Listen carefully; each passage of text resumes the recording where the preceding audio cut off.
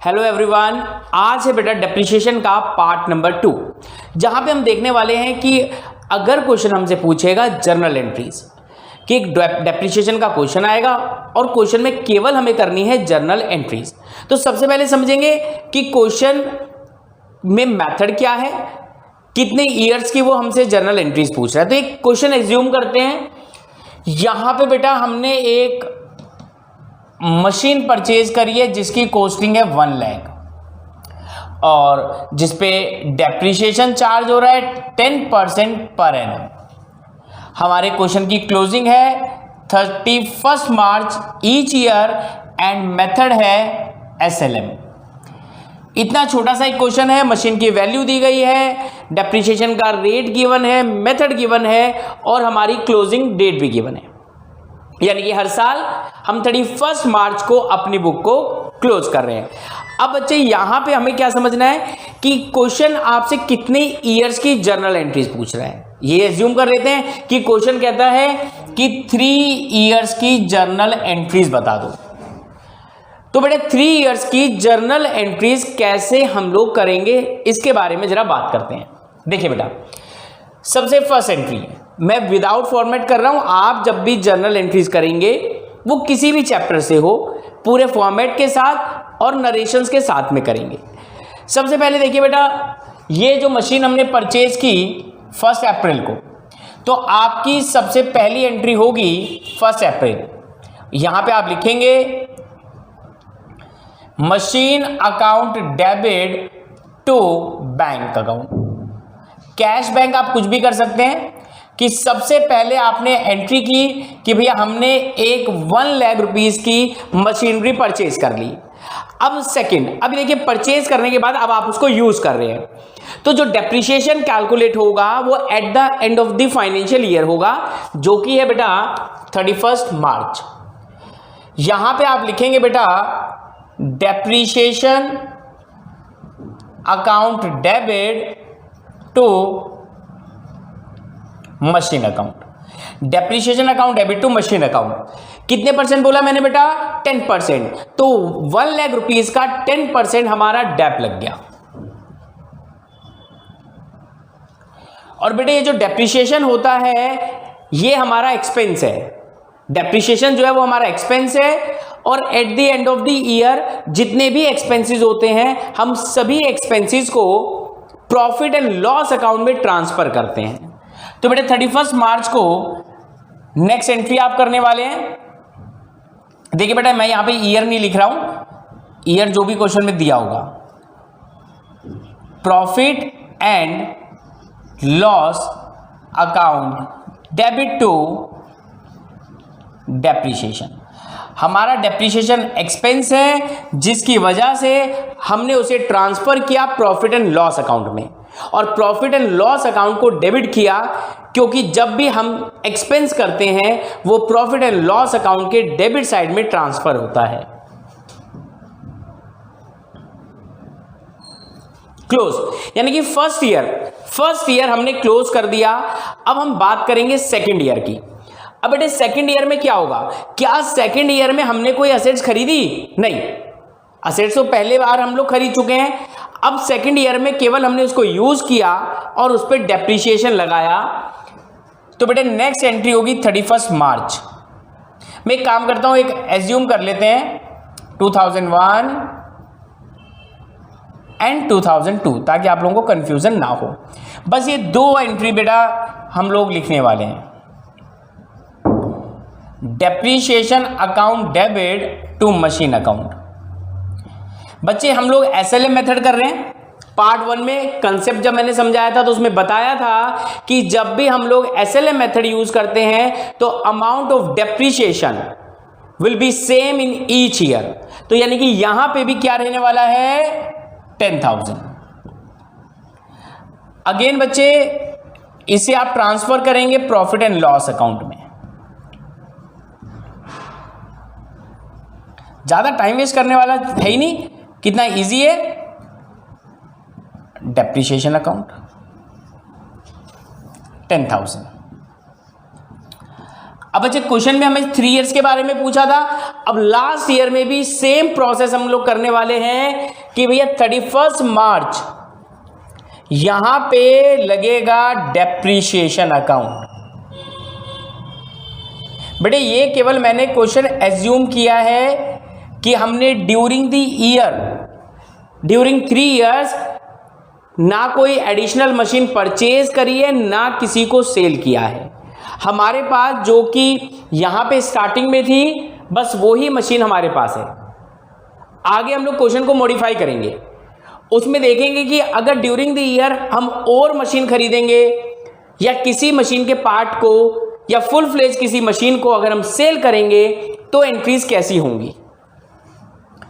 तो ये बेटा 3rd ईयर, और इसके साथ साथ इसे ट्रांसफर किया जाएगा प्रॉफिट एंड लॉस अकाउंट में। इसे डेबिट करेंगे और करेंगे डेप्रीशिएशन को क्रेडिट। इजी है कि नहीं? ये देखिए, यानी कि अगर मैं आपसे एक चीज पूछूं कि 3 इयर्स के बाद आपकी एसेट्स की वैल्यू, आपकी मशीन की वैल्यू कितनी होगी, तो आप कहेंगे सर 3 इयर्स में टोटल जो हमारी 1 लाख की मशीन थी इसमें 30,000 का डैप लग गया।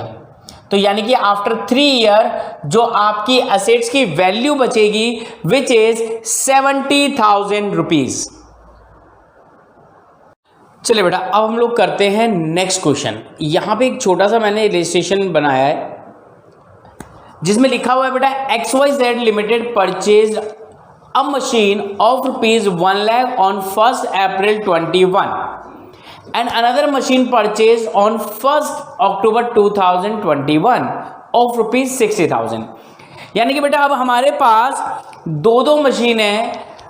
अब हमें देखना है कि हम लोग किस तरीके से जर्नल एंट्रीज पास करेंगे, राइट। सबसे पहले आप क्वेश्चन देखिए कि आपने देखा कि हमने 2 मशीन खरीदी हैं, अलग अलग डेट्स पे खरीदी हैं, डेप्रीशिएशन 10% है, मेथड SLM है, क्लोजिंग 31 मार्च को है, और हमें यहां पे 3 इयर्स की जर्नल एंट्रीज पास करनी है, राइट। तो बेटा मैं सबसे पहले तो क्वेश्चन हटा रहा हूं, थोड़ा सा आप स्पेस बनाएंगे।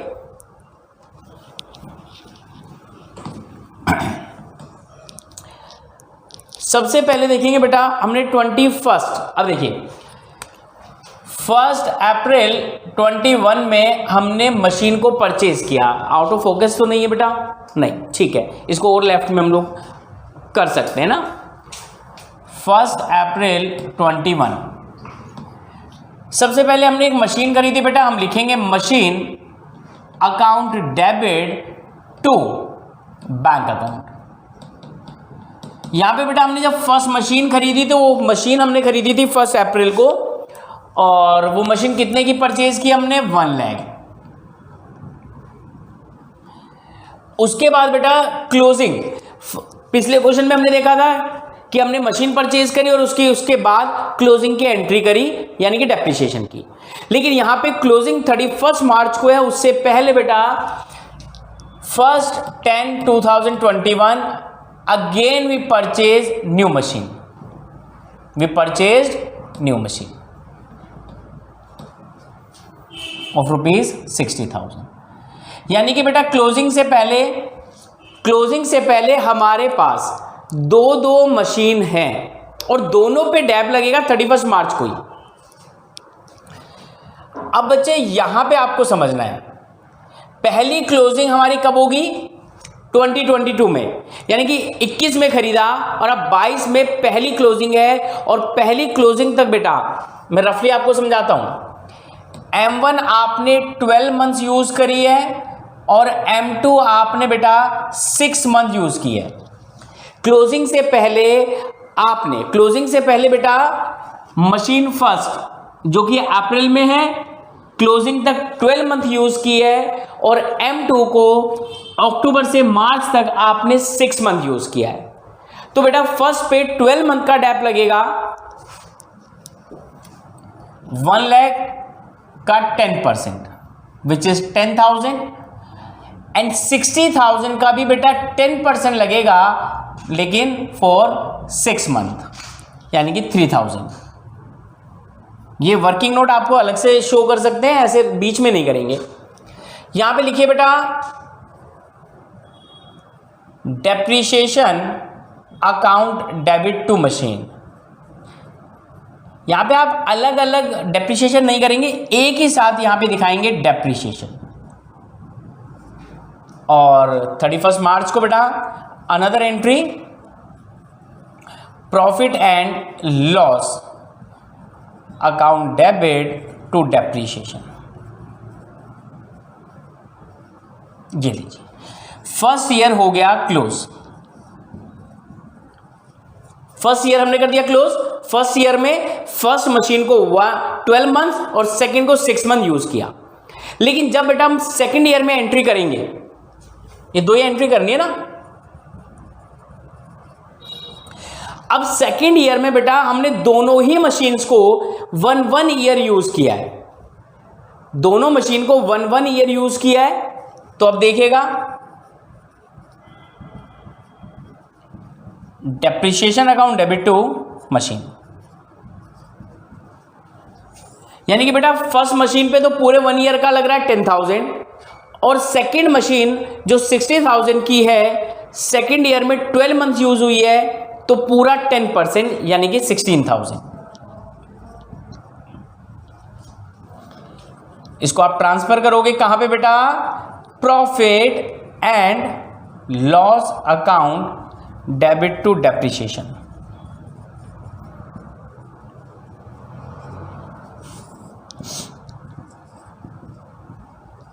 और थर्ड ईयर में अब देखो बेटा, थर्ड ईयर की जब क्लोजिंग है उससे पहले अब आपने किसी मशीन को और खरीदा नहीं, किसी को बेचा नहीं। जो मशीन सेकंड ईयर में थी वही अब आपके पास थर्ड में है। तो यानी कि सेकंड में भी 12 मंथ्स का डैप था और थर्ड ईयर में भी टोटल 12 मंथ्स का ही डैप लगेगा। Copy paste depreciation account debit 16,000 to machine account 16,000, खत्म होगी बात।